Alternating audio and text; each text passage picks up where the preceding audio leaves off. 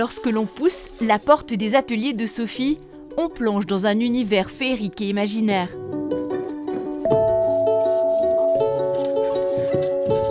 Aujourd'hui, place aux masques d'animaux et avant de voir leur museau, un long processus, à commencer par la confection du moule en plâtre. J'aime bien la sincérité des masques. Alors ça peut être bizarre parce qu'on peut penser qu'en fait, quand on met un masque, on est faux.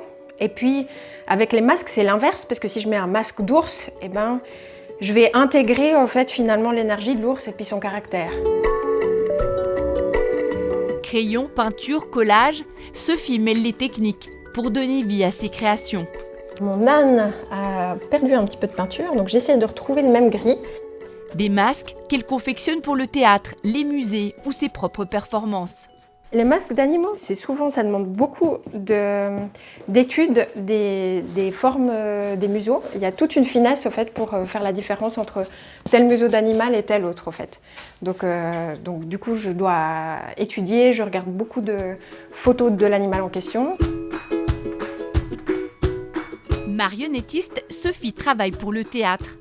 Et sa passion pour les masques est née lors d'une année passée à Bâle. J'étais étudiante à Bâle, et ben je vivais dans cette atmosphère de masques parce que toute la ville, elle respire au rythme du carnaval de Bâle qui a lieu chaque année. J'ai visité des ateliers de masques aussi là-bas et je me suis laissée imprégner comme ça par cet univers des masques qui rejoint aussi dans le jeu celui du théâtre des marionnettes en fait.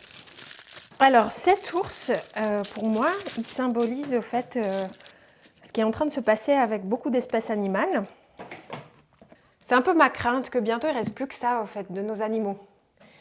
Qu'il n'y ait plus que des trophées, à l'image de l'argent, en fait, qui a pris le pas sur la nature. Et puis, on glorifie la nature, il y a plein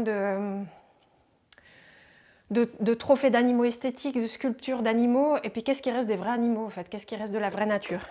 Papier mâché ou thermoplastique, chaque masque exige un savoir-faire. Ça, c'est du thermoplastique, donc c'est un plastique un peu fibreux au fait, qui se modèle avec la chaleur. Donc voilà, vous voyez que ça nous donne une consistance de lasagne qui a pu déjà cuire un petit peu. Et puis ça, maintenant je vais le poser ici sur le bec. Et c'est là que ça devient plus technique. Un travail manuel qui mêle imaginaire et expérience vécue.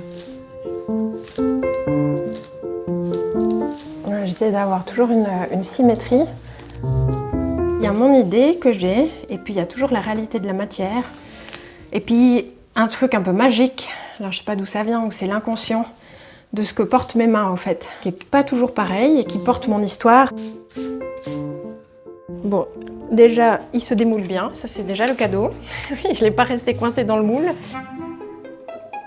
Une fois terminé, les masques quitteront son atelier pour raconter à leur manière des milliers d'histoires.